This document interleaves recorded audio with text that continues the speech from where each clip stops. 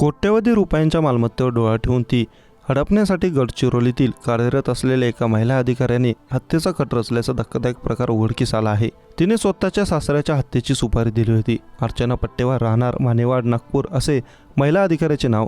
त्या गडचिरोलीतील नगर रचना विभागात सहाय्यक संचालक म्हणून कार्यरत आहेत। सुरुवातीला अपघात वाटणाऱ्या या प्रकरणाला 2 आठवड्यानंतर वाचा फुटली आणि सुपारी देऊन हत्या केल्याचे उघड झाले।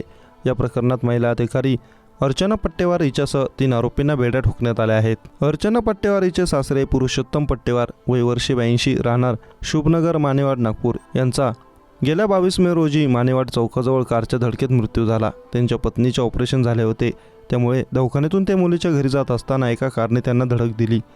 दरम्यान पुरुषोत्तम पट्टेवार यांच्या चुलत भावाने वरिष्ठ पोलीस अधिकाऱ्यांची भेट घेऊन त्यांची हत्या झाल्याची भीती व्यक्त केली। नागपूरचे पोलीस आयुक्त रवींद्र कुमार सिंगल यांनी गुन्हे शाखेला त्या दृष्टीने तपास करण्याचे निर्देशन दिले। नागपूर शहर पोलिसांच्या युनिट 4ने केलेल्या चौकशीत घरातील कार चालक सार्थक बागडे यांची भूमिका संशयास्पद आढळून आली। चौकशीत सचिन धार्मिक आणि नीरज निमजे यांची नावे समोर आली। पोलिसी खाक्या दाखवल्यानंतर सार्थक बागडे यांच्या सांगण्यावरून नीरजने पट्टेवार यांची हत्या केल्याचे सांगितले। यासोबत सार्थकला बोलते केल्यानंतर त्याने अर्चना पट्टेवार यांच्या सांगण्यावरून हा हत्येचा कट रचल्याचे कबूल केले। गडचिरोलीतील नोकरी करत असलेल्या पण मूळच्या नागपूर येथील असलेल्या अर्चना पट्टेवार ड्रायव्हरची आवश्यकता होती। तिची ओळख सचिन धार्मिक यांच्यासोबत झाली। सचिनचे वडील चालवत असलेल्या बीसीचे ती सदस्य होती।